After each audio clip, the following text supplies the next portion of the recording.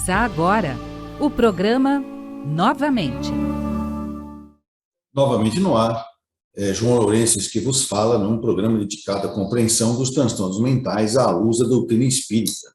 Eu gosto sempre de lembrar aí, um aviso aos navegantes, né, que sempre tem alguém ouvindo pela primeira vez, é bom a gente poder estar orientando, que a nossa proposta não é ficar fazendo aqui o que a gente chama de explicacionismo crônico calculista. O que significa isso? Né? Pegar a doutrina espírita para ficar explicando aquelas minhas insanidades, e aí está explicado, está justificado o meu comportamento equivocado. Né? Na verdade, é pegar de que é instrumento, instruções e instrutores que nos auxiliam a nos compreender, não só do ponto de vista biológico, psicológico, social e espiritual, mas também na fenomenologia espírita, que é capaz, vamos dizer assim, de causar, tratar, recuperar e manter, né, o nosso trabalho mental. Né? Então, a nossa ideia é a instrumentalização, é a buscar a informação que liberta, já que o nosso lema é a desinformação mata mais do que as próprias doenças. E eu falo brincando, né, que se eu sabesse, eu não teria fazido coisa errada, né? Porque se eu soubesse, eu não teria nem falado errado. A ideia é, então, portanto, se orientar com aqueles que nos conhecem e que estão acima de nós, né? Aceitar que a gente não sabe tudo, voltar a acreditar que existe um poder superior que pode nos ajudar e se entregar a esse poder superior, que vai nos auxiliar a fazer um inventário, né, minucioso e destemido de todas as nossas falhas de funcionamento, mas também de todas as nossas conquistas, porque é com as nossas conquistas que nós vamos lidar com as nossas vulnerabilidades, né, sem medo, né, sem vergonha, né, sem ter vergonha de admitir que algumas coisas eu não sei fazer, mas que eu estou pronto, disposto a aprender, e enquanto eu não sabia que eu cometia coisas com a certeza de que aquilo era o melhor, eu não sabia que eu estava cometendo alguns erros, ou que eu poderia estar cometendo coisas melhores, né, de melhores resultados. Por isso que no mundo de Deus não existe o certo nem o errado, só existe aquilo que é possível, né? E a gente vai melhorando a nossa capacidade de perceber as nossas possibilidades. Se dentro das nossas possibilidades nos equivocamos, erramos, decidimos errado, nós temos o direito de reparação. E se não der para reparar, o direito de compensação. Por isso que Deus não julga, não condena e não executa ninguém. E quando a gente fala que com o advento de Jesus e o cristianismo, Jesus veio a abrir a porta do inferno, como a gente fala, né? E a gente fala assim, nossa, Jesus abriu a porta do inferno? Sim, para que nós saíssemos, né? Só que nós temos que ir até a direção da porta e sair. A nossa ideia do programa é ter esses instrumentos, instruções para usar esses instrumentos, e tem instrutores que nos auxiliam nessa saída, nessa busca de uma vida mais consciente, mais ampla, mas que mesmo assim ainda poderemos cometer equívocos e estaremos sempre prontos e dispostos a repará-los ou a compensá-los. Ou seja, o amor cobrirá a multidão de pecados. De agora em diante, vai, né, e não peques mais, para que coisa pior não te aconteça. E nós estamos aqui numa fase do programa que nós estamos falando sobre a promoção da saúde mental. E falando sobre o que nós poderíamos chamar de cosmoterapia, ou que eu acho até melhor, viver de maneira cósmica. Nós vamos depois até comentar que nós já comentamos aqui sobre um livro que chama-se Cosmorama, que é um romance onde seria um lugar onde as pessoas já vivem assim, né? Com a consciência cósmica. Antes disso, nós vamos tentar entender o homem cósmico, né? E é esse livro que nós estamos começando a ler. Hoje é o primeiro capítulo dele, que a gente começou a fazer uma preparação, O Homem, do Huberto Roden, né? E é interessante, o nosso tema de hoje é o homem como parte integrante do universo, né? Não é um ser à parte do universo. E há até quem diga que o homem é algo tão diferente do universo que ele descobriu o universo, né? Olha, o universo. Não. Ele se deu conta, né, que faz parte de algo maior, mas ele ainda, talvez equivocado pelas ilusões do ego, né, ele acaba achando que ele está descobrindo e ele que tem que romper os mistérios de todo o universo. Mas o Bert Hoden dá umas colocações para a gente aqui interessante, na qual a gente vai se conscientizando dessa nossa participação ativa do universo. Nós não somos uma descontinuidade, né? De repente estava lá o universo e pá, apareceram os homens. Não, né? Vamos ver aqui, ó, o homem como parte integrante do universo. Olha aqui, um dos equívocos tradicionais que tornam incompreensível o homem é a teoria de que ele não seja um fator integrante do cosmos, mas sim um elemento adventício e heterogêneo.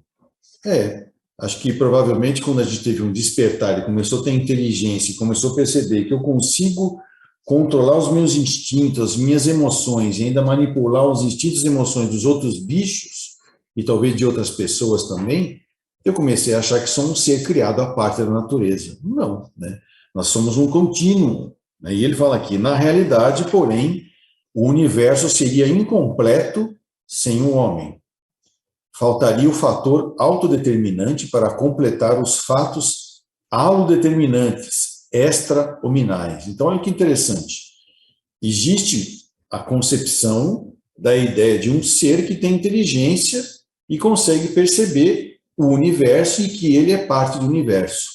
Então, ele é um fator autodeterminante. Ele vai lá e determina as coisas em relação à sua consciência, dentro de um contexto alodeterminante, que é o universo que determina as leis da química, da física, as leis do cosmos, seja lá o que for. E o homem vem autodeterminante. No meio de todo esse halo, eu sou auto, eu faço a minha parte. Né? No homem, ele diz aqui, converge a pirâmide cósmica num ápice culminante.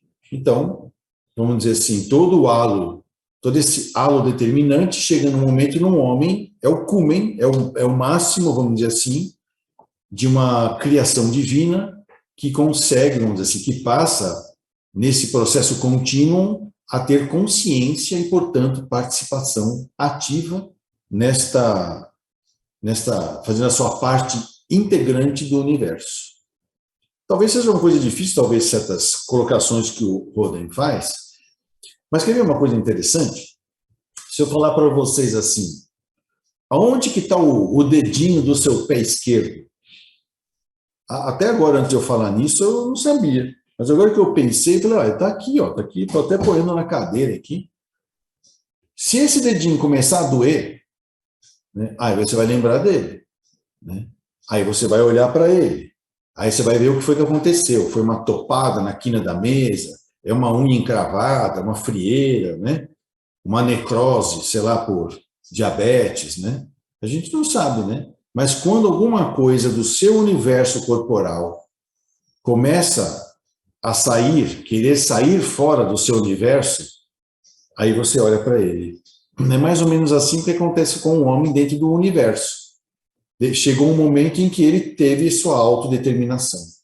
O dedinho, chamado homem, chamou a atenção do universo. Olha, agora eu participo de maneira consciente. Né? Então, a origem do homem não marca, olha que interessante, uma descontinuidade no fluxo geral da continuidade. Né? Então, a origem do homem não marca uma descontinuidade no fluxo geral da continuidade vital dos seres terrestres. Não é um ser criado à parte. A vitalidade marcada pelo homem não é uma heterogeneidade, mas uma fase avançada da homogeneidade vital do universo. É uma fase avançada. Portanto, vamos dizer assim, não é que estava lá toda a criação divina e pum, apareceu uma coisa extraordinária. Não, é um contínuo e no cúmen apareceu esse ser que percebe a si e percebe a Deus. Né? Então, ele não é uma heterogeneidade, ele é uma fase avançada da homogeneidade vital do universo. Não houve, ele diz aqui, com o advento do homem, uma intervenção extemporânea nos acontecimentos cósmicos, mas sim a mais alta eclosão do uno do universo no plano horizontal do verso. Então, o que significa?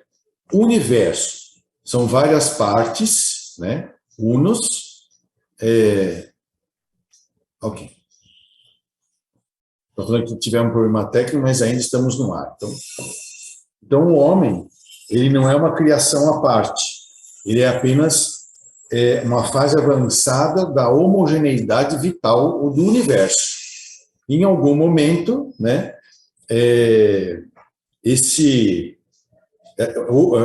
uma intervenção extemporânea, não houve uma intervenção extemporânea nos acontecimentos cósmicos, né, mas sim a mais alta eclosão do uno do universo no plano horizontal do verso. Então, quando se fala universo,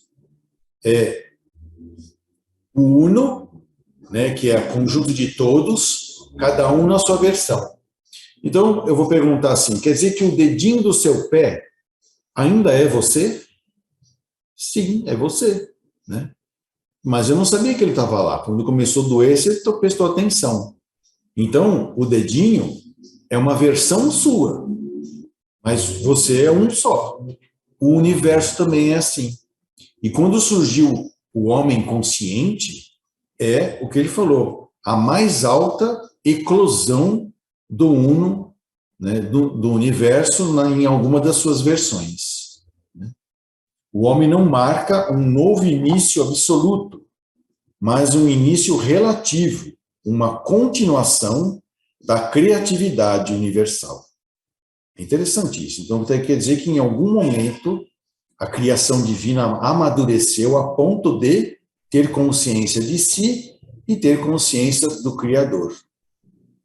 Olha lá. Com o advento do homem, a entropia da degenerescência energética do cosmos criou o polo complementar da ectropia de uma intensificação energética, o que levou Teilhard de Chardin a afirmar que o homem é o ponto ômega do universo. Então, olha que interessante.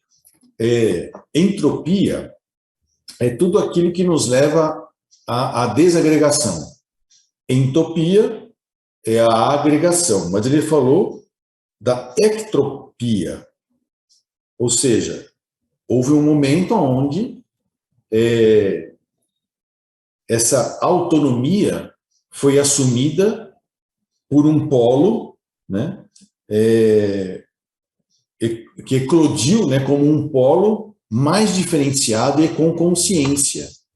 Então, é um ponto ômega, né, do alfa ao ômega, né, o máximo que pode acontecer em termos de manifestação de uma parte do universo que agora passa a ser um co-criador. Olha aqui, nem a teoria mitológica da teologia, nem a teoria zoológica do darwinismo fazem jus ao fenômeno homem. Então, nem a teologia e nem o darwinismo conseguem dizer de onde apareceu o homem. Somente a tese cosmológica justifica integralmente a realidade humana. Então, ela não explica, né? Além de explicar, ela justifica a realidade humana. O homem de hoje estava, desde o início do universo, contido potencialmente na potência inicial, de onde fluíram mais tarde, né, todas as potencialidades do mundo mineral, vegetal, animal, culminando no homem. Se a gente for pegar isso aqui dentro da doutrina espírita, ele vai falar que é o princípio inteligente, né, que chegou em algum momento, se manifestou consciente, perceptivo de si mesmo e da sua própria criação e do seu próprio Criador. Culminou no homem, ômega, né? Do alfa ao ômega. Todos os canais existenciais do verso brotaram através dos períodos cósmicos da única fonte do uno. Então, nós temos uma unidade, e desta unidade nasceu tudo. Então, a versão particular do todo é o tal do universo. Juntando tudo, nós temos o universo, né? Todos os finitos, coisas finitas, se emanaram do infinito. É uma coisa interessante. Nenhum finito veio de outro finito, mas todos vieram ou defluíram através de finitos anteriores. Então, teve um finito chamado mineral, do finito mineral veio o finito vegetal, do finito vegetal veio o finito animal, e do finito animal veio o finito homem, mas todos vieram do infinito. É lógica e matematicamente impossível que uma coisa menor seja a causa de uma coisa maior. Mas é admissível que um menor tenha servido de canal e veículo para um maior. Faz sentido, né? Se nós hoje, seres humanos, somos considerados co-criadores, então, através de um menor, que somos nós, o maior se manifesta. Então, o Uno se manifestou através dos minerais, né? Que é um menor. O Uno é o maior, mas pegou um menor para se manifestar. Depois, através do mineral, manifestou o vegetal. Um outro um pouco maior, mas ainda menor. Desse menor, outro, que é o animal, até chegar em nós, no homem, né? Isso mostra, vamos dizer assim, uma certa congruência, vamos dizer assim, com a doutrina dos espíritos, que fala do fluido cósmico universal e das suas diferenciações, né? E quem causa essas diferenciações, né? Uma parte é a própria consciência cósmica, que nós podemos chamar de Deus, e depois, que é a versão do todo, né? O Uno, até por suas versões particulares. Uma delas é o planeta Terra e o ser humano, né? Bom, é fora de dúvida e historicamente provado que o corpo humano flui através de organismos infra-hominais. Então, animais, vegetais e minerais. Mas é logicamente impossível que o não-homem tenha sido causa e fonte do homem. Faz sentido. Então, nós vimos que o corpo humano flui. O corpo, a matéria, né? Nós temos nosso lado animal, vegetal e mineral. Nós temos essas três coisas. Mas não foi a fonte do homem, né? O homem veio vindo, podendo se manifestar nesse momento da raça humana. O que nos proíbe de aceitar um fator não humano como causa do homem não é nenhuma crença ou dogma religioso, mas é a inexorável matematicidade da lógica e do bom senso. Sim, o maior não vem do menor, mas pode ser canal, né? O homem é parte integrante do universo, porque todos os efeitos finitos vêm necessariamente de uma causa infinita. Todas as potencialidades derivadas nascem de uma potência original inderivada, única. Essa é a própria concepção, ou uma outra maneira de poder falar de Deus, né? E o seu fluido cósmico universal, que conforme vai sendo propagado, né, pelo cosmos, ele vai encontrando maneiras diversas, né, de se manifestar. As versões do Uno, né, o universo. Quando chegou aqui no planeta, esse fluido começou a se condensar de maneira conforme os desígnios divinos pela ação de Jesus e começou a formar coisas, né? Até que chegou um momento que essas coisas... Para quem você quer enviar? Eita! Até que chegou até um momento em que essas coisas começam, então, a dar vazão a algo inteligente e com consciência da sua inteligência. Ou seja, os canais menores dando passagem para um canal maior chamado homem, mas o homem não foi criado à parte. Ele é uma continuidade. Olha aqui, ó. Através de milhões de anos, o homem, graças à potência original, Deus, atingiu um nível em que hoje se acha. Fluiu, como escreveu Teilhard de Chardin, através da hilosfera material, pela biosfera, vida, e se acha agora na noosfera, inteligência, podendo traçar o seu itinerário ascensional até a logosfera, razão, percepção de si mesmo. Olha que interessante, hein? Matéria inerte, matéria viva inteligente e matéria viva inteligente com razão, com capacidade de se perceber e perceber o outro e perceber a Deus. Então ele fluiu, né? Por isso que ele não foi enxertado por ninguém, né? No estado atual da evolução, o homem da noosfera, que é o da inteligência, se acha em conflito com a biosfera, que é a vida, pervertendo o instinto vital da natureza pelo intelecto. Faz sentido, sabe? Que é abusar da vida material através da inteligência, né? Lembra? Muitas vezes eu falo assim, você imagina que o seu cachorro, de repente, começa a pensar que nem você. Ele entra aí para a noosfera, né? E aí ele começa a pensar assim, por que eu tenho que ficar esperando o meu dono me dar comida? Eu sendo ele guarda, eu vou lá pegar. E se ele reclamar, eu mordo ele. Se bobear, eu como ele, né? É um animal que passou a pensar. O animal que passou a pensar vai fazer o quê? Buscar, usar a sua inteligência para satisfazer os seus instintos e as suas emoções. É essa briga que ele está falando, né? Conflito com a biosfera, né? O homem da noosfera, que é o da inteligência, se acha em conflito com a biosfera, pervertendo o instinto vital da natureza pelo seu intelecto.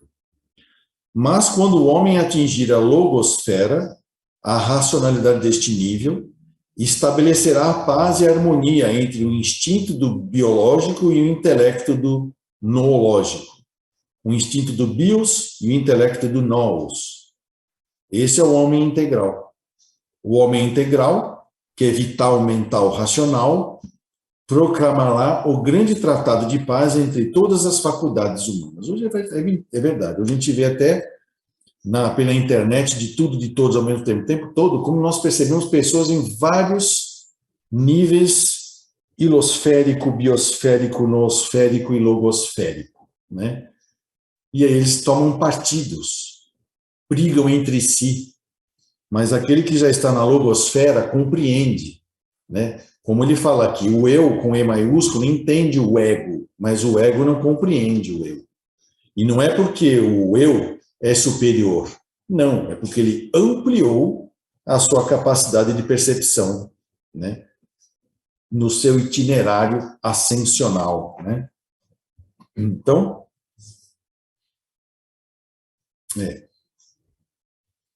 no estado atual da evolução, o homem da noosfera se acha em conflito com a biosfera e perverte.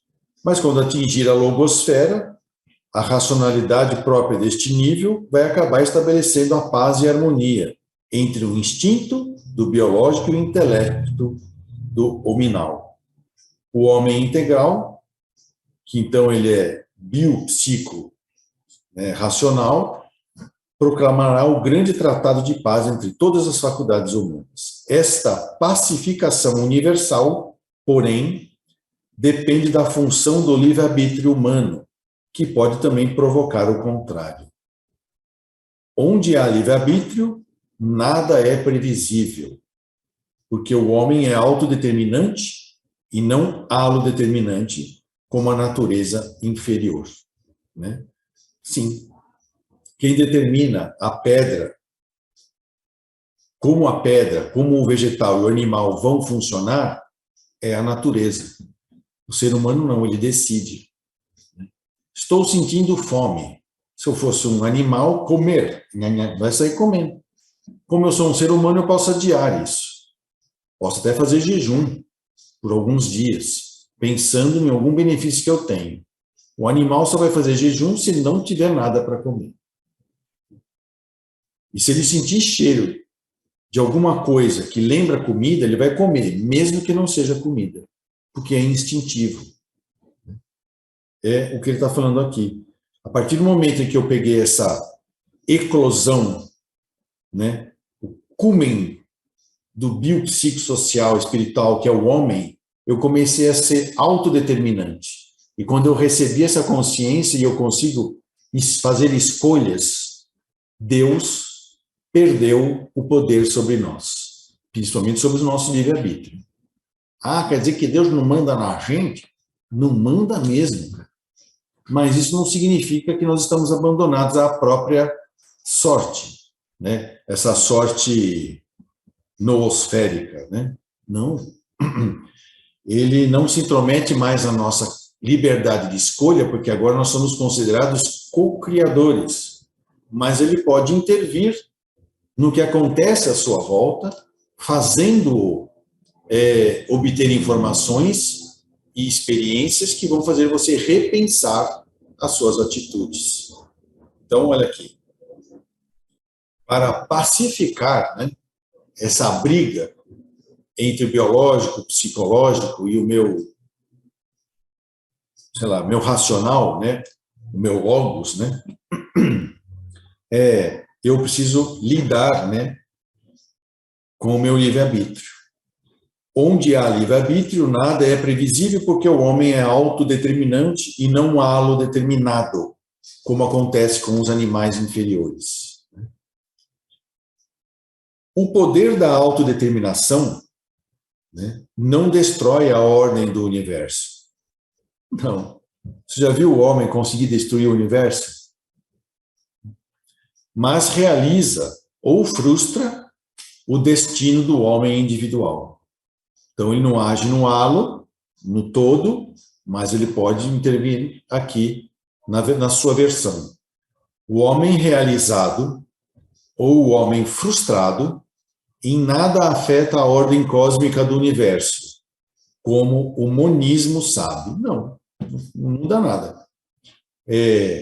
O máximo que pode acontecer é, como eu falei a respeito do dedinho. Começou a doer o dedinho, a minha atenção vai se voltar para ele. Se o homem, na seu livre-arbítrio, começar a fazer coisas, autodeterminando, né, coisas que podem colocar em risco o todo, o universo vai começar a se voltar para ele automaticamente, porque isso é uma versão com liberdade de escolha, mexendo com o uno, que é a versão de todos. Então, todos, consciente ou inconscientemente, vão se voltar para aquela versão que está colocando o todo em risco. E de uma maneira natural. Não é um te peguei, né? É um trazer de volta. Né? Porque cada parte, principalmente a eclosão do ser humano, autodeterminante, é muito importante para manter a pacificação do universo. Né? Verdade é que, segundo a ideologia primária do monoteísmo, que vê Deus em uma pessoa, a realização ou frustração do homem afetaria a própria divindade e afetaria a própria ordem cósmica. O homem é uma parte integrante do universo, seja na sua função positiva de realização, seja na sua função negativa de frustração. O mosaico cósmico é feito de pedras brancas e pedras pretas. A integração universal é cósmica, mas o aspecto da integração individual depende do homem. Sim. Por isso que a gente diz que o homem pode escolher os meios de se integrar ao cósmico, ao cosmos, né? Mas ele não escolhe o fim, que é a própria integração. Como co-criador, talvez no começo, o ego faz com que ele ache que possa fazer um mundo à parte, né? Que ele possa até ir contra o uno.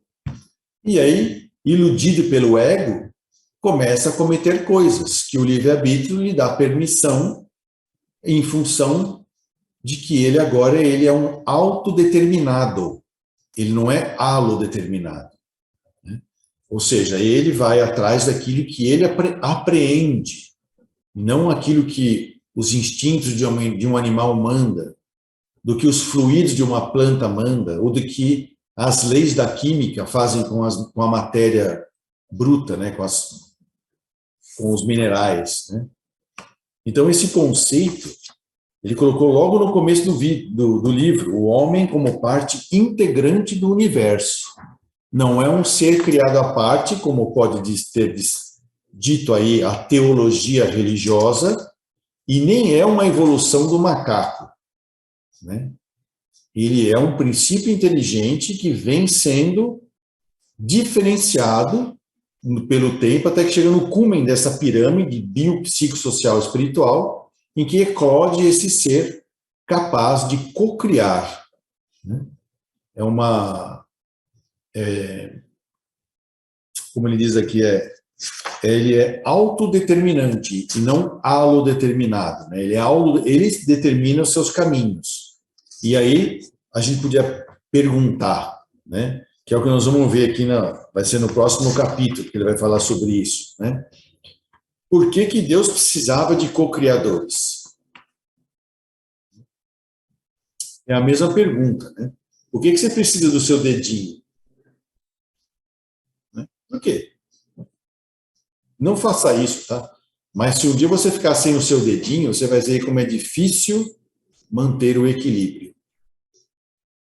Ah, mas eu aprendi a andar sem um dedinho. Sim, teve que mudar todo o seu universo, psíquico inclusive, para poder lidar com isso.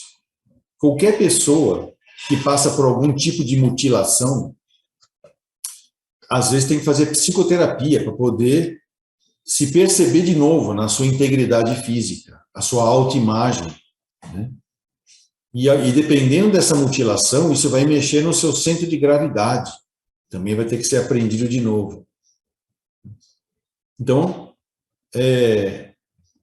o co-criador, quando ele está no começo, na sua fase hominal, em que ele tem muito mais de animal do que de homem, ele é um co-criador ainda muito iludido, né, muito permeado de instinto e emoções.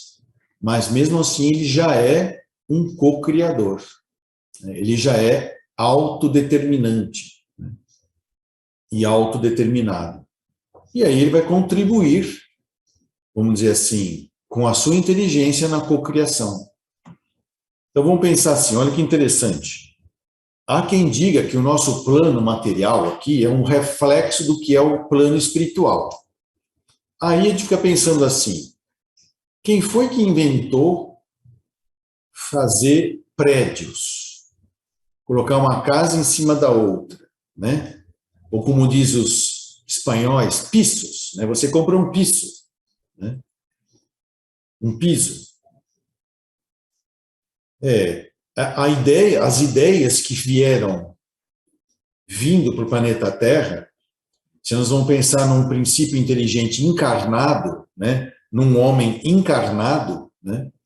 Ele traz consigo uma série de concepções. E o cenário do planeta foi modificado pela sua cocriação.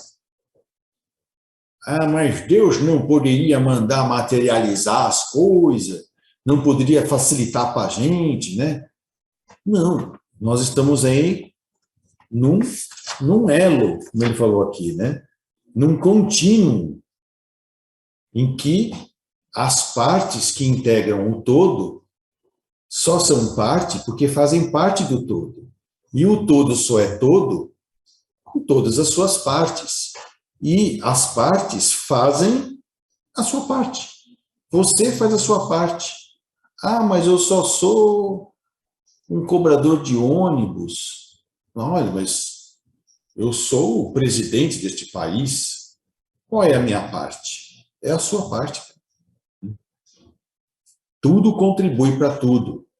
Mas o homem é um ser autodeterminado, porque ele tem consciência de si, e esse momento de eclosão, de todo esse contínuo do princípio inteligente, chegou um momento em que Deus conta com seres que colaboram, cooperam, né, cocriam, e assim vai, vamos dizer assim, por todo o universo, por toda a criação, por todo o cosmos, né? E aí é que vem, então, essa questão principal, que enquanto a gente é uma pedra, o princípio inteligente está na pedra, ou está no vegetal ou no animal, algo determinado vai dar tudo certinho, né? É instinto, é reação química, né? É reação geológica, tranquilo, né? Mas quando tem a eclosão da consciência, vem o livre-arbítrio. E aí o co-criador pode criar, inclusive criar problemas, criar contestações, questionar o próprio criador, né? E a gente vai ver aí na Bíblia, nas passagens bíblicas, né? Quem lembra do pomo de Adão, né? O pomo de Adão é a maçã, ou o pomo da discórdia, né? É a maçã, né? Que a cobra, né? Que a serpente lançou no meio de Adão e Eva.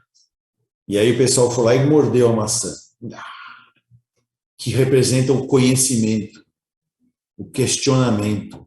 E a gente vai falar assim, mas Deus é burro mesmo, né, meu? Tava tudo tão bom, né? Os hominhos, as mulherinhas lá, né? O Adão, a Eva, tudo funcionando direitinho, vai lá e joga uma maçã e os caras entram numa confusão, cara. Mas era isso mesmo que Deus queria. A serpente não simboliza a maldade, né? Simboliza a sabedoria. Tanto que em todos os grandes símbolos de filosofia, de ciências, tem a cobra, cara. O próprio símbolo do caduceu de Hermes, que é o símbolo da medicina, tem uma cobra, né? Que é sabedoria. Então, mas que sabedoria tem nessa burrice de causar o pomo da discórdia, né? Porque Deus queria que essa raça humana eclodida numa versão consciente desenvolvesse a inteligência, né?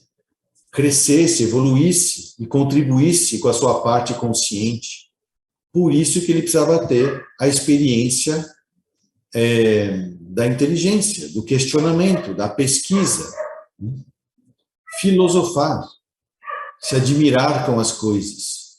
O pomo da discórdia é isso. Deus propositalmente ofereceu o conhecimento para o homem, na qual ele pudesse desenvolver a sua inteligência e, com o seu livre-arbítrio, decidir, né, como que ele vai contribuir para o cosmos, para o uno, né? Na sua versão inteligente, como que ele vai contribuir para o uno, né?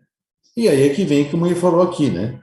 Dependendo das suas escolhas, isso pode causar... Como é que ele usa aqui? Ele usa um termo interessante aqui.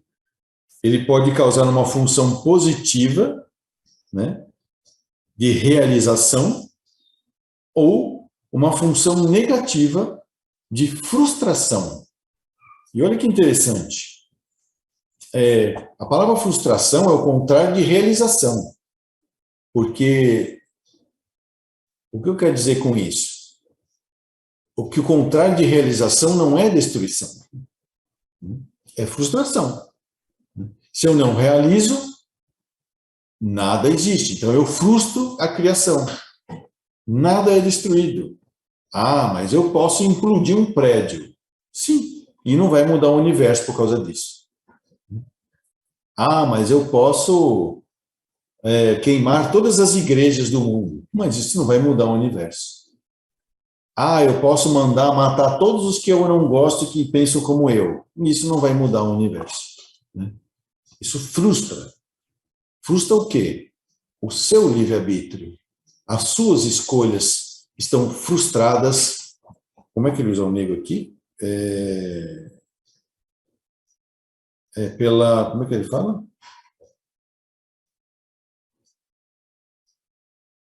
Pela sua função negativa, né, de não querer fazer de maneira positiva, né? E mesmo assim isso não altera.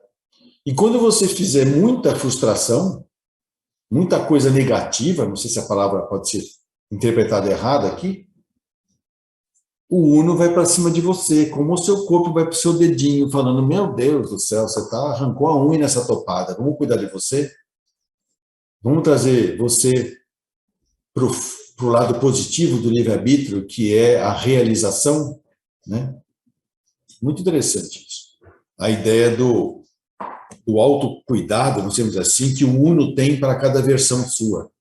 Que somos nós, seres humanos, inteligentes, com um logos, né? Se a gente tem um logo, a gente avança em relação à ideia do conhecimento, né? Que é o noosfera, né? Então, a noosfera é a parte biológica, a ilosfera é a parte material, a biosfera é a vida, né, que é a matéria com vida, a noosfera é a capacidade de inteligência, que os animais também têm, rudimentar, até que chega a logosfera, que é a razão, a capacidade de inteligência com consciência. Então, a gente fica pensando, então, aqui, qual é a parte que me cabe neste latifúndio, né, como é um nome de uma letra de uma música, né, que às vezes é cantada de forma piegas, né, mas não, deve ser cantada de forma alegre. O que me cabe, como um ser humano, já tendo essa inteligência, como é que eu transformo ela nessa questão do logos? É o que você já está fazendo. E aí vou dar uma dica, já que nós estamos falando de saúde mental. Observa aí a quantidade, né, que você tem de frustrações sofridas e quantidade de frustrações causadas, que a gente causa frustração nos outros também. E a quantidade de realizações pessoais e de realizações comuns, com as pessoas. Essa é uma maneira de você começar a perceber se você está em sintonia, né, com o amor cósmico universal, que é a única maneira de a gente pacificar a nossa logosfera, né? Que é a capacidade de poder contribuir para o bem comum, para o bem, para o belo e para o verdadeiro, que é um exercício pessoal nosso, né? E aí eu fico imaginando que cada um que tem um despertar espiritual começa aí um novo Deus em forma rudimentar, né? Temos que passar ainda por várias esferas de iluminação, passar pela esfera crística, né? Mas eu fico imaginando no universo divino, as suas versões divinas em cada um de nós, contribuindo, né? A nossa para manter esse cosmos funcionando, né? Porque ele já existia antes da sua consciência e vai continuar existindo depois que você se acoplar a isso de maneira integral, né? Olha lá, o homem como parte integrante do universo. E na semana que vem nós vamos falar sobre a natureza integral do homem. Nós vamos entrar nesse detalhe, é muito interessante falar de como é lá em cima, o universo é aqui embaixo também no nosso microcosmo, no nosso corpo. É o que nós vamos falar semana que vem sobre a natureza integral do homem, né? É muito interessante essa questão de a gente se perceber integrante e não uma parte, como se Deus ficasse nos olhando. Não, nós fazemos uma parte dele. Nós somos deuses, como disse Jesus. Nós temos que desenvolver esse nosso lado logos, né? Fazendo esse salto quântico, né? Como é que ele chama aqui? Ele tem um nome, eu esqueço as palavras. Sair da parte do intelecto, né? E evoluir, né? Para a logosfera, né? Interessante, né? Então, o programa novamente está terminando aqui. A gente agradece a participação de todos. Não falei aqui o pessoal que esteve aqui conosco, né? Desculpa aí, pessoal. A Elaine, a Maria Fernanda, a Estela Maria, a Beatriz, a Elma, alguém que mandou a Ana Elisa mandou eu vou repetir a semana que vem, ela mandou umas considerações aqui muito interessantes que depois eu leio, acabei extrapolando. E o Paulo Camargo, né? Um grande abraço a todos vocês e nas semanas que vem estaremos aqui com mais um novamente. Até lá.